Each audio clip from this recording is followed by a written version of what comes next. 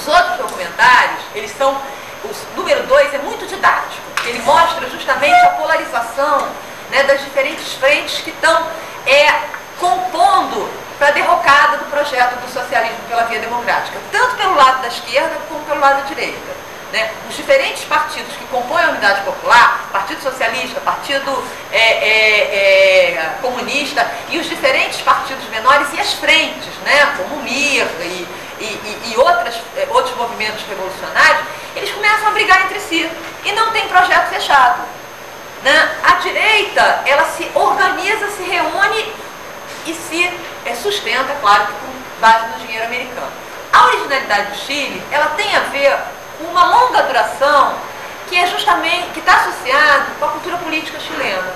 A cultura política chilena, ela se manifesta claramente nesse momento, né, nessa radicalização, mas ela é anterior. Se a gente pega a história do Chile, a gente teve, pelo menos tem alguns acontecimentos que emblematizam essa resistência e essa organização popular.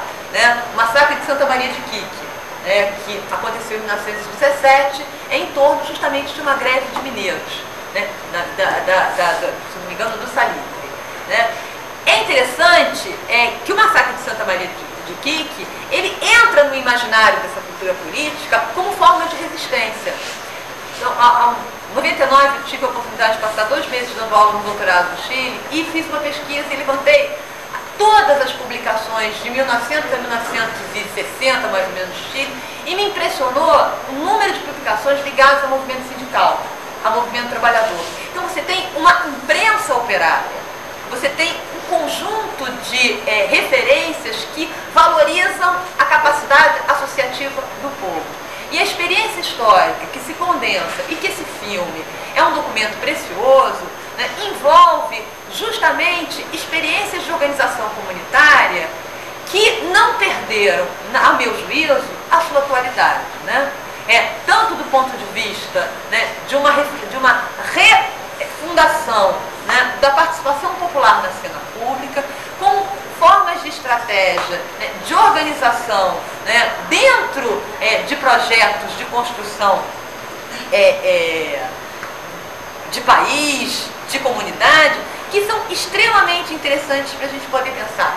As juntas de abastecimento e preço, né, a comunidade de vizinhos. Né, no filme número 3, ele mostra os cinturões em torno das fábricas que se criam a partir da resistência. E, claro, que independente do fato dessas experiências terem uma historicidade, né, o princípio de organização popular, ele não perdeu a sua atualidade. No que pese o fato de que as grandes narrativas, elas estão colocadas em xeque e a dissolução do sujeito junto. Né? Eu acho que isso é o que a gente tem que enfrentar hoje como um elemento importante e, evidentemente, desafiador para as ciências sociais como um todo, já que eu estou falando num fórum de economistas, para os economistas também. Né? Então eu acho que é importante pensar o Batalha do Chile em função de alguns motes que a mim fazem sentido. A relação entre documentarismo, ou produção de documentário e história, e a relação entre história, experiência vivida e memória. Qual o papel da memória, e dessa memória condensada em imagens e atualizada em imagens a cada nova audiência, né? Qual o papel que ela exerce na projeção do futuro e na construção de utopias possíveis. Né? Eu acho que a gente tem, ao tomar, quer dizer, ao assistir filmes como esse, a gente entende, né, que o cinema, ele não é absolutamente a maior diversão. Né? Principalmente se a gente pensa, né, na última cena. A última cena que a gente viu foi a morte de alguém que filmou a própria morte. Né? Então, não é para ter um tom dramático, mas é para pensar, né, o efeito de verdade, né, a presença do real, né, e a presença do sujeito na história. Eu acho que isso é um elemento muito importante para a gente poder refletir. O barato de ser professora de história é justamente isso. Eu acho que eu, antes de ser historiadora, eu sou professora de história. Né? Eu dou aula desde 80 e pouco, muito poucos, no ensino médio fundamental, e em 92 entrei para dar aula na UFRGS. E o barato de você trabalhar com história é justamente você incorporar essa experiência de memória. É você fazer o tempo todo uma espécie de rebate entre a experiência vivida e a experiência aprendida e ensinada. Porque a história ela não está pronta, né? A história ela é construção. Então, quando você, numa situação como essa, apresenta um filme como esse, e eu me posto aqui na frente para falar do filme como uma espécie de discurso competente, né? Eu não deixo de me envolver com a situação de audiência e de experimentar aquelas sensações de que você também experimentou agora, de lembrar de coisas que estavam completamente dispersas na sua memória. Essa relação, ela dá um sentido de pertencimento. Então, eu pertenço a essa experiência que está condensada nesse filme. Como eu vou fazer com que essa experiência, que é muito afetiva e que é emotiva, ela seja compartilhada, né, entre os alunos que estão se relacionando com a gente também como sujeitos pensantes, como sujeitos de conhecimento e tal. Eu acho que o trabalho do professor de história é um pouco isso em qualquer nível. E aí eu falo mesmo porque eles vão ser professores de história, estão se formando para isso e tal. Então eu acho que é compartilhar essa experiência de geração, buscando estabelecer, não simplesmente contar uma história, contar um caso, ou passar essa emotividade, mas é justamente mostrar que essa noção de pertencimento, ela define os seus objetos de estudo, ela estabelece como é que você realiza a sua operação histórica, porque a história se produz desde um lugar social, e você é um sujeito social. Então, toda a sua trajetória e o seu pertencimento a uma geração, claro que nós compartilhamos experiências comuns, mas outras pessoas da nossa geração que de repente rezaram e com Deus pela família e pela propriedade, não vão compartilhar a mesma experiência comum.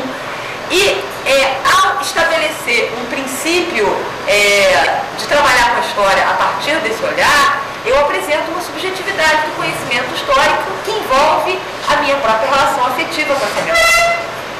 E aí é interessante, porque isso tem a ver com a segunda questão que você colocou. A memória e geração foi justamente o que o Patrício Guzmán quis fazer no Memória Obstinada, e que é muito parecido com Cabra Marcado para Morrer.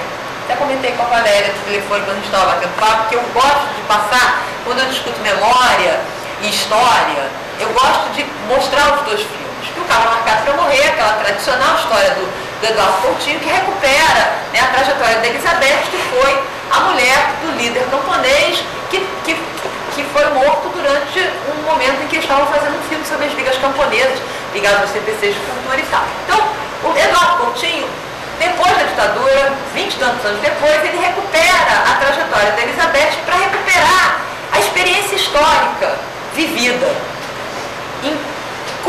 condensada na memória, porque memória não é história, né? Elas são operações diferenciadas. O Patrício Guzmán faz a mesma coisa, ele volta 23 anos depois e busca do filme original as pessoas que ainda estavam vivas e vai conversar com elas. Mas além disso, ele também tem uma experiência de geração, que é muito interessante. Ele projeta a Batalha do Chile em diferentes escolas, escola de padres, universidade. E aí ele filma os debates. Isso que é mais interessante. Por exemplo, se aqui a gente saísse um debate, né, como realmente saiu, porque isso tem a ver com a experiência histórica da noção de pertencimento. As audiências que assistiam a Batalha do Chile na Memória Obstinada, elas quase têm uma porrada, né? Teve um grupo de estudantes secundaristas, colégio feminino de freira. Teve um grupo que começou a xingar o outro e teve um que se emocionou e elas começaram a discutir. Foi realmente uma experiência muito intensa.